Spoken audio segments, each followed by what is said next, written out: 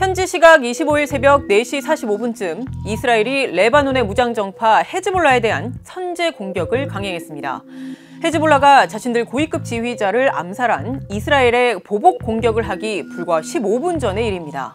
이스라엘은 전투기 100여 대를 동원해서 헤즈볼라의 로켓, 미사일 발사대 1000곳 등을 선제 타격했고, 헤즈볼라는 이스라엘을 향해 로켓과 드론 등 약 320발을 발사했습니다. 양측은 서로 자신들이 승리했다고 주장했습니다.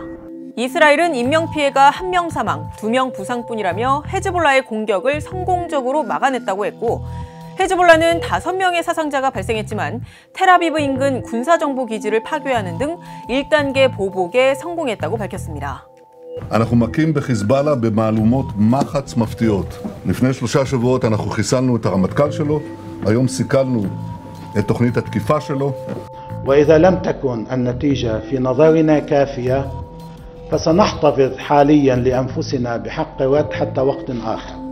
이란도 하마스 최고 지도자 이스마일 하니예를 자국 영토에서 암살한 이스라엘의 보복 공격을 예고했는데 이란의 보복은 아직 3주가 넘도록 실행이 되지 않고 있습니다. حمایت ما از مقاومت و همه گروه‌هایی که در محور مقاومت قرار می‌گیرند، همه کشورهایی که در حوزه مقاومت قرار می‌گیرند، یک اصل تغییر ناپذیر هست و ما به این سیاست اصولی خودمون ادامه خواهیم داد. قطعاً 이란이 전면전을 감수하고 대규모 공세에 나설지 등을 두고 여러 관측이 나오고 있는데 향후 중동 정세에 영향을 줄 핵심 변수는 어떤 것들이 있을까요? 우선 첫째로 이스라엘과 하마스의 휴전 협상을 꼽을 수 있습니다. 중동 지역이 좀 안정화되려면 첫 단추는 가자 지구 전쟁 휴전, 그다음에 휴전에서 종전. 이것이 선행돼야 된다. 최근 결렬된 카이로에서의 협상을 포함해 이스라엘과 하마스의 휴전 협상은 지난 수개월간 간헐적으로 이루어져 왔습니다. 일시적으로 교전을 멈추거나 인질, 수감자를 일부 맞교환한 적은 있지만 진정한 의미의 휴전 합의를 한 적은 없었는데 이유는 핵심 쟁점에서 양측의 이견이 계속됐기 때문이었습니다. 초기 협상만 해도 주로 이스라엘 인질과 팔레스타인 수감자를 서로 어느 정도의 비율로 맞교환할 것인가, 또 이스라엘이 팔레스타인 수감자들 가운데 누구를 선별적으로 석방시킬 것인가, 즉 인질 교환의 비율과 세부 사항이 핵심 쟁점이었는데 이 쟁점도 조금씩 달라지고 있습니다. 지금은 가자 지구와 이집트 사이에 필라델피 회랑이라는 곳, 그러니까 여러 물자뿐만 아니라 하마스의 무기도 들여오는 이 통로에 휴전 이후에도 이스라엘 군을 계속 주둔시킬 것이냐, 그리고 주둔시킨다면 어느 정도의 규모로 할 것이냐, 그리고 가자 주민들이 북부로 이동할 때 하마스 무장대원이 섞일 가능성을 차단하기 위해서라도 넷자림 회랑이라는 곳에서 이스라엘 군이 검문을 할 것이냐 등 이렇게 약 1달 전까지만 해도 거론된 적이 없었던 새로운 내용들이 쟁점이 되고 있습니다. 이스라엘 입장에서는 만약에 라파 국경지대 필라델피아에서 자기들이 지금 다 나가버리면 결국은 제2, 제3의 10월 7일 사태가 일어난다. 그러니까 이거는 우리가 못 놓겠다. 이 싸움이 돼버려서 아젠다, 그러니까 이제 협상의 쟁점 자체가 굉장히 이제 전술적인 쪽으로 와버렸죠. 하마스를 멀쩡한 나의 협상 대상자로 여기기에는 이 휴전안이 이스라엘에게 너무 불리한 것 같으니 갖고 나온 게 필라델피 코리도, 이런 데에서는 우리가 적어도 컨트롤을 할 수 있도록 남아 있도록 해달라라고 하면서 이제 새로운 주장을 하고 있더라고요. 최근 휴전 협상에는 당사자인 이스라엘, 하마스는 물론이고 미국, 그리고 카타르, 이집트도 적극 중재에 나서는 상황인데 각국이 가진 협상의 목표와 또 끌고 가려는 방향이 미묘하게 다를 수밖에 없기 때문에 서로 입장차를 잘 조율해서 이스라엘과 하마스 양측도 호응을 하는 안을 만들어낼지도 관건입니다. 이집트 같은 경우에는 국경의 안정화가 가장 중요한 이슈가 돼 있는 거죠. 카타르 같은 경우에는 하마스 또는 탈레반 같은 이런 무장 투쟁 집단을 자기들이 보호함으로써 외교적인 하나의 그 입지를 구축할 수 있는 거기 때문에 계속해서 어떤 목소리를 내려고 할 거예요. 미국은 말할 것도 없고요. 그러다 보니까 이제 협상 중재를 맡은 나라들 간에도 미묘한 입장 차이가 분명히 있을 거고. 둘째, 미국 대통령 선거도 핵심 변수입니다. 네타냐후 총리는 바이든 대통령이 중도 하차하기 직전, 그러니까 트럼프 전 대통령의 재선 가능성이 더 높게 관측이 되던 상황에서는 공세적으로 상황을 이끌어갔습니다. 트럼프 전 대통령이 재임 시절에 보여줬던 여러 중동 현안의 대응 방식이 팔레스타인보다는 이스라엘에 상당히 유리했기 때문에 네타냐후 총리로선 트럼프 전 대통령이 당선되기를, 그래서 자신의 이른바 강공 기조에 날개를 달아주기를 희망했을 것으로 많은 전문가들이 예상한 바 있습니다. 하지만 현재 상황은 민주당 후보인 카멀라 해리스 부통령이 역전에 성공할 가능성을 배제할 수 없는 만큼 네타냐후 총리로선 지금과 같은 미국 민주당 행정부의 조속한 휴전과 또 종전 요구, 그리고 과거 트럼프 행정부 때와는 다른 접근법으로 사태를 해결하라는 요구에 직면할 수 있게 됐습니다.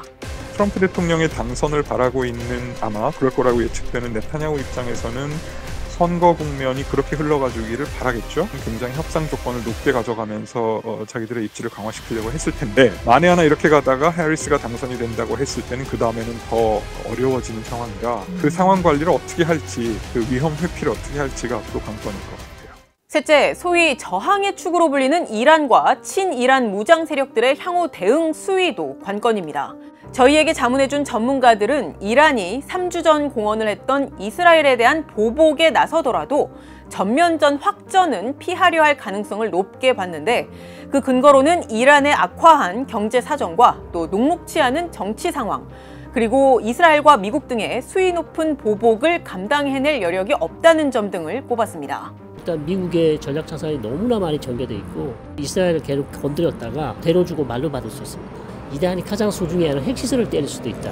마수드 페제시키안 대통령이 의외로 당선됐던 것도 결국은 유권자들이 차라리 빨리 협상해서 제재 국면을 탈피하자고 하는 메시지가 반영된 거였죠. 그러면 최고 지도자 입장에서 지금 상황에서 전면전 수준의 시오니스트 멸절을 계획하고 이걸 끌고 가기에는 부담이 커요. 그러니까 이란이 가장 무서워하는 것이 미국이 개입을 하는 것이기 때문에 저는 공세 수위를 지난 4월보다 높일 수는 없다라고 생각해요.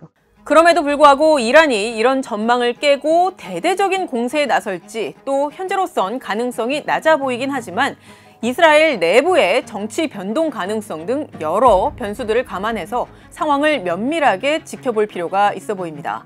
지금까지 뒷백이었습니다. 이스라엘로부터 본토 공격을 받기 하루 전 이란의 한 당국자는 이런 말을 했습니다.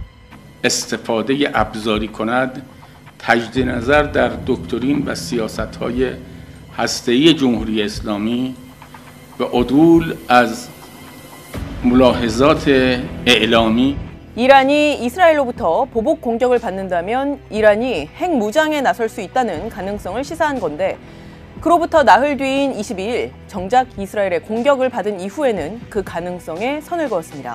나세르 카나니 이란 외무부 대변인은 핵무기는 우리의 핵 원칙에 자리 잡을 수 없다며, 우리는 국제기구와 핵 확산 금지 조약 NPT의 틀 안에서 평화로운 핵 프로그램을 계속할 것이다 라고 했습니다. 이란과 이스라엘 모두 양측 간 확전을 자제하려는 기류가 감지되긴 하지만, 이란 내부에서는 혁명수비대의 강경한 목소리에 점차 더 힘이 실리고 있고, 또 최근 이스라엘 공격에 대한 억지력의 한계를 드러낸 만큼 핵무장에 본격 나설 수 있다는 우려도 일각에선 제기되고 있습니다. 만약 이란이 핵무장에 나선다면 중동은 물론 국제 정세에도 큰 영향을 줄 수밖에 없을 텐데, 과연 이란이 핵무장을 할 가능성은 얼마나 될까요? 일단 이란은 핵무장을 할 잠재력은 있다는 게 전문가들의 대체적인 분석입니다.